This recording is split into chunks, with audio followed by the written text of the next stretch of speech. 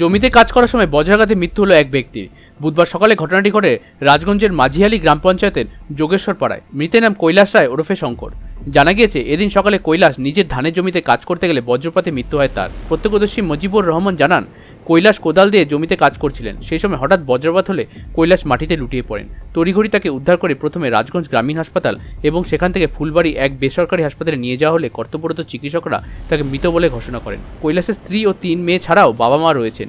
বাড়ির একমাত্র উপার্জনশীল ব্যক্তিকে হারিয়ে দিশাহারা হয়ে পড়েছেন তার পরিবারের সদস্যরা। রাজগঞ্জ থেকে রঞ্জিত বিশ্বাসের রিপোর্ট, উত্তরবঙ্গ সংবাদ।